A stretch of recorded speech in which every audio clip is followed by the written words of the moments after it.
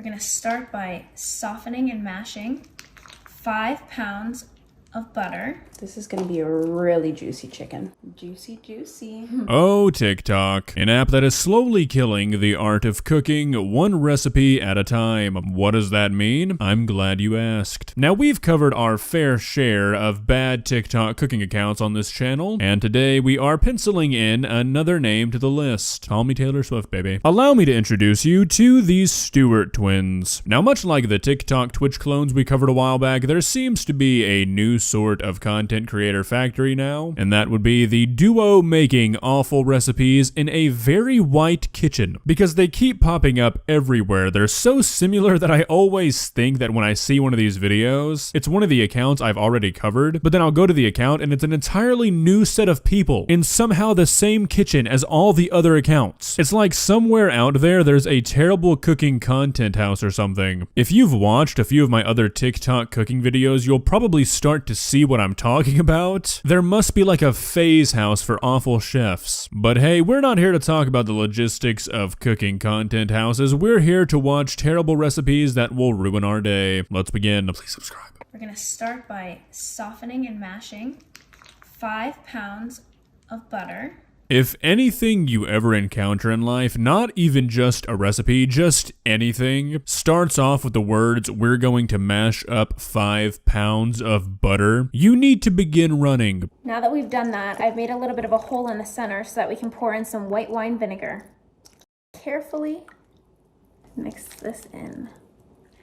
Now we're gonna get a little bit messy here. Spoon clearly wasn't working, I guess. Now that our butter mixture is done, we're gonna start on our chicken.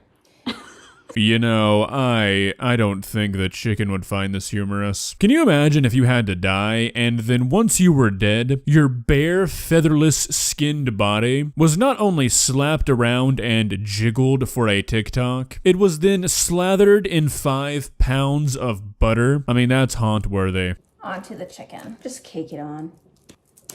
Yeah. Just like that.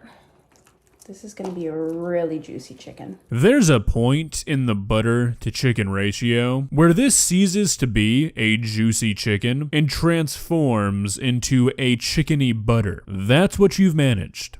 You missed a spot right there. There you go. All covered up. All right, let's put it in the fridge to cool. Now I'm gonna add this to the fridge and we're gonna let it chill for 30 minutes.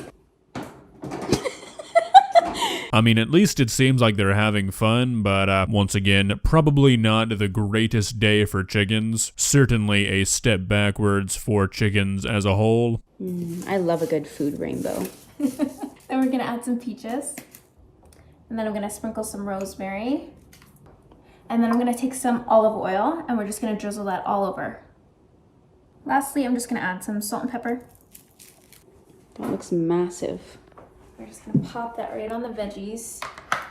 We're just gonna leave that hanging over the side there.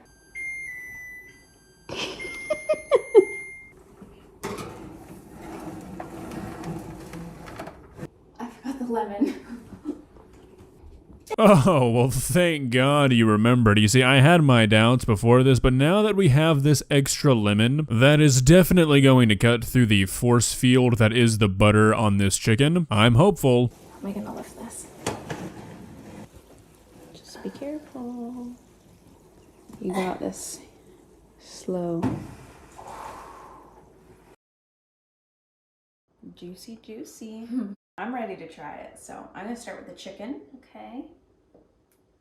Cheers. No, that's juicy. That's really good. I would be severely concerned if this chicken wasn't juicy. That would almost be concrete evidence that your oven has some sort of entity living inside of it. Short of throwing this chicken in a volcano, there is nothing you could have done to get rid of all the butter. Take a metal spatula and dip it into some hot oil. Now you want to dip your spatula into your pancake mix. You want to dip it right back into your hot oil and let that get just slightly golden brown.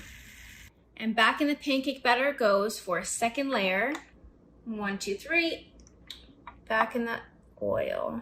Once your pocket is looking nice and crispy, we're just going to shake off the excess grease here, and we're going to move it over to a plate with some paper towel, and we're just going to push straight down to remove our pocket. Is this really any easier than just making a pancake and cutting a hole in it? I mean, granted, I'm not much of a pancake maker, but in my limited experience, I'd have to say that making a pancake normally would almost always be quicker. Now you want to take your spatula and take that chocolate, and you want to spread it all around. Then we're going to take some melted crunchy peanut butter, and we're just going to drizzle that. Now we're going to take some strawberry jam, and we're going to go up and down to create a beautiful pattern. Now we're going to take some diced strawberries, and I'm also going to take some of the blueberries. I'm just going to toss them in. I hate this because I think I know where it's going, and I think it's going somewhere delicious. But the principle of somebody making a pancake that way angers me. And it probably doesn't taste that good, the pancake, because it's probably like half oil. But this white chocolate, peanut butter, and jelly, strawberry, and blueberry crumble, yeah, I'd mess that up. We're going to take 1 cup of pecans, and then we're going to take our bananas, and we're just gonna place them around. Now I'm just gonna pop these in the oven at 350 degrees for 10 minutes. That's it? You're not gonna put anything on it? Not going to cut up the bananas or anything? Is this some sort of ritual that's going to magically change the flavor of the pecans? Why are the bananas circling the pecans? Now we're gonna fill our pockets. So I'm just gonna take some Cool Whip, spread it onto one side of our pocket. Take the white chocolate that we made, squeeze that.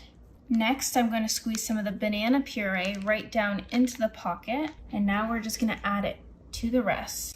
Now we're going to top these pockets with some whipped cream. Take some of the strawberries, and I'm also going to take some of the blueberries. And lastly, I'm just going to take those roasted pecans, and I'm going to sprinkle that all on top. Alright, is the pancake probably gonna taste like straight oil? Sure, maybe. Is the block of chocolate gonna be a bit hard on the teeth? Yeah, I'm sure it will be. Is one bite of this going to net you about 3,000 calories? Yeah, what about it? This looks delicious to me, and it might be because it's 4 in the morning and I haven't eaten in like, I don't know, 8 hours. I would never eat this just because I'm sure taking a single bite would kill you, but in a perfect world, this would be mine. Now it's time to assemble our tortillas. Just place these over the pan, one by one, all the way around.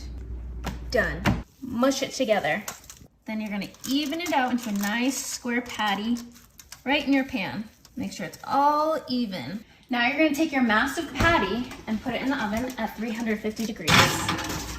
Now you're gonna add your beef patty right in the center. Are we making a burrito for a Titan? Is Eren Yeager coming to dinner? Why? Why would you ever do this? Food does not scale like that. Next, you're gonna take your caramelized onions and you're gonna put them right on top of the beef patty. Caramelized onions, those are my favorite. Hey. What? They're off. Next, we're gonna add some sliced pickles to the top of our beef patty. Okay, look, you know, I was beginning to accept your giant burrito plans, but now you're putting pickles on it? What is this, a hamburger? You've chosen the wrong vessel. Go to the store and buy an entire bag of hamburger buns and line this pan with the buns if you want me to call this a burger, okay? Not sure if that's your plan yet, but either way, you're wrong. Either way, this isn't a burger, or you're putting pickles on a burrito. So, pretty sure that means I win. Now we're gonna take some French fries and we're gonna add it to our air fryer. Then you're just gonna spread them out evenly.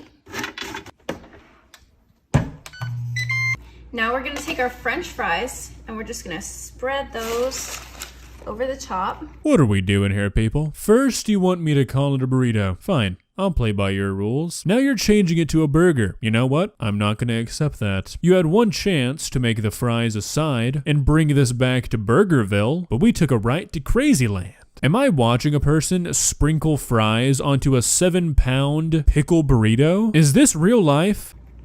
Now for the best part. So take some shredded cheddar cheese with some cornstarch, add that to a pan. Then we're gonna take 1 can of evaporated milk, and pour that in. Is nobody gonna stop this? I thought the FBI was listening to us at all times. Gotta be some sort of microphone in that air fryer. You're going to stand by and watch as a person makes a pickle burrito with evaporated milk cheese? This is the government I'm paying taxes for? Just like that. Yummy. Let's use it all. All right, now time to close her up. We're gonna put one tortilla on the top, and we're just going to bring in the sides. A nice little burrito. If there was like a hypothetical Crunchwrap colony, like let's say Taco Bell workers were not the source of Crunchwraps, it was some sort of advanced civilization, and similar to a queen bee, there was a queen Crunchwrap, that's what you're looking at. So at the end of the day, I suppose that this was not the worst cooking account we've seen because I think it's pretty clear that they're at least somewhat joking. However, I've said this before and I'll say it again, I don't find jokes where the punchline is, hey, look at this food I wasted to be very funny. If these two are actually eating this stuff, then I might actually respect them more than if they weren't making these videos at all, but I would be very surprised if that was the case, considering that that chicken alone probably had about 25,000 calories. Yeah, 5 pounds of butter is no joke. But yeah, I mean, if you're gonna make stupid food, at least be brave enough to eat it. I'm still sad that chicken had to die for that. Well guys, what did you think? Would you eat that pancake concoction with me? Your answer will only determine whether or not I'll have a companion, because I'm gonna eat it, okay? If you enjoyed this video, please leave a like and walk on over to that subscribe button and touch it. It's free. It won't cost you anything. But for now, that's all I have for you today. Bye.